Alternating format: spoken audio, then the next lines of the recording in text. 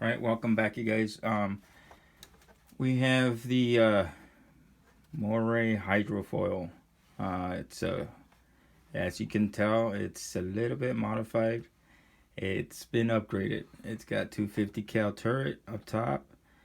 It's got some different caliber guns in the back, and as you can tell, the depth charges. I've changed them up a little bit because I needed that space down here for another modification, and that modification is the RC. That's the two turbines, and I'll show you the bottom here. It's been modified. That's the intake where the water goes in and then it shoots it out. Another thing that's been modified has been the turret.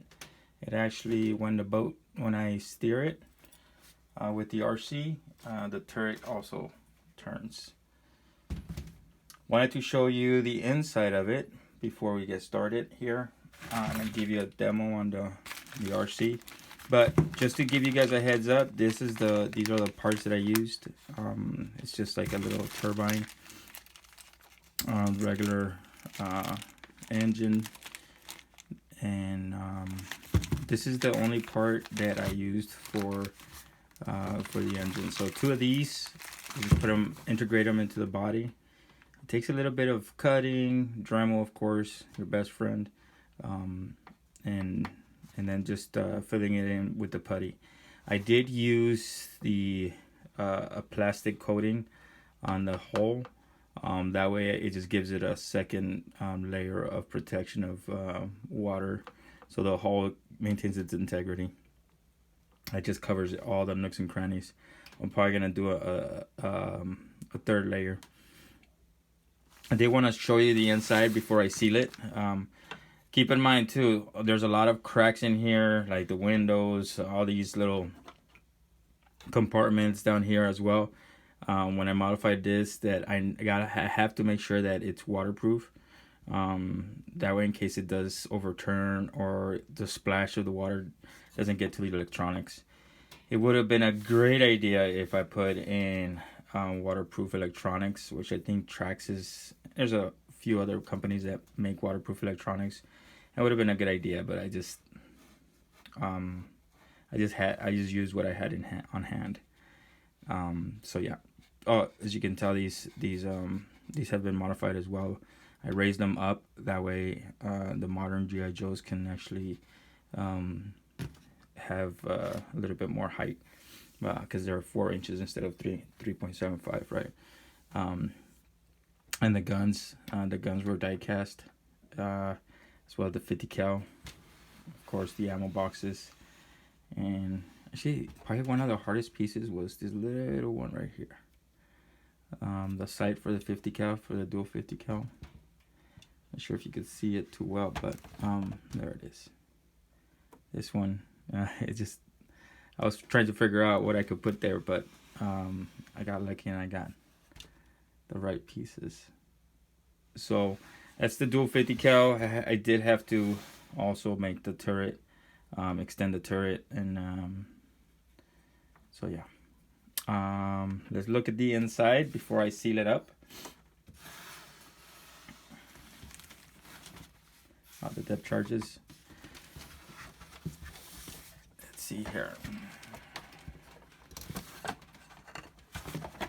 Okay, so we have the body, and then we have the chassis here. So I got my connecting points here. That way, if I do have to open it up, it's easy just to remove the body and work on the inside.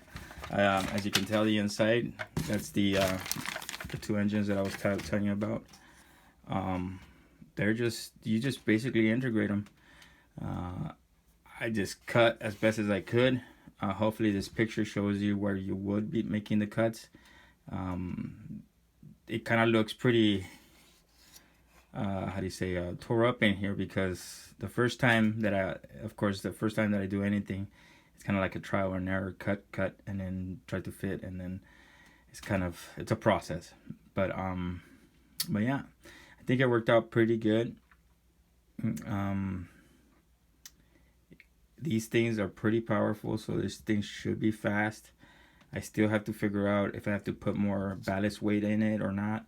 So I still have to do trials. I have to take it out to a little pond here in Yuma and then figure it out. But as you can tell, I put excessive amounts of glue and excessive amounts of panels here, extra panels. It's just to make sure that it's waterproof, and the hull is waterproof. I've left it in the tub for a day and a half and no water got in, so that's good. It's not compromised whatsoever. The electronics, of course, you have the receiver, and then the dual, it's a Tamiya dual engine control for the engines, and then the battery and the servo. The servo, as you can tell, the servo keeper isn't made for the distances that I have, but so I just had to modify it just a tiny bit. All right, I'm gonna connect it and show you guys how it works. It is a little bit loud. These engines are not quiet whatsoever. That's okay.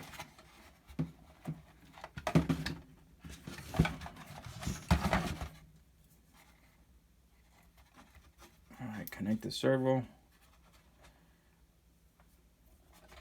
Turn on my remote control. And then connect the battery. I was able to, I was kind of proud of this one, make this the plunger, the on-off switch. This, of course, if you remember, this is the plunger for the rockets that are stored here. This actually does open up, but of course it took off the rockets, but that's where I'm going to put the battery. That's where the battery goes in and out. So this is the battery down here. It has a little magnet, that way it stays shut. And I am going to put some rubber material down here to try to avoid doing any getting any water. As you can tell, I had to patch up a lot of places where water would just seep in. Try to minimize that as much as possible. You're not going to always get it perfectly, especially in a boat, and especially when you have the battery compartment that you need access to. But as best as I could, I tried to make it waterproof. And this is the servo that's also connecting to the turret.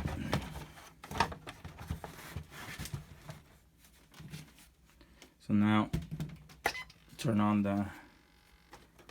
it off and then turn it on. As you can see, the turret and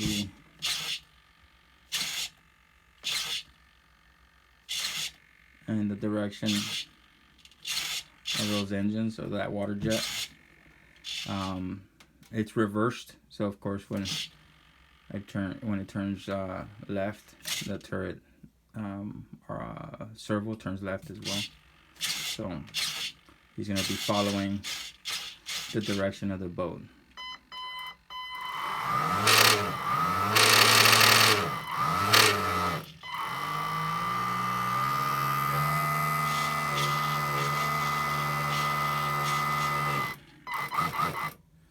So once I get it sealed up, let's turn it off.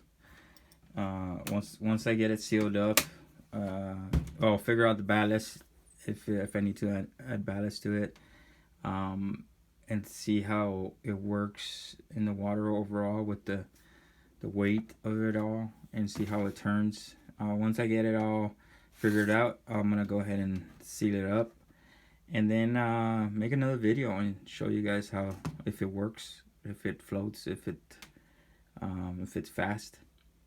So yeah, another thing that I wanted to do, but I never got around to it, but they do sell some torpedoes that actually work, and those are like $40 a piece. So at price, and also since this is my first one and I plan to do another one, the next one I might upgrade maybe the cannons so they can shoot the light that it won't work, and the torpedoes that I can actually have them work too. So anyways, you guys, if you guys have any questions, feel free to let me know. Remember, when you see the final product, it's been hours and hours of trying to figure out how to do it. So I don't think it's an easy process. It's a trial and error. You're gonna make mistakes. It's just, you know, keep on pushing through and create good stuff. So if you have any questions, let me know.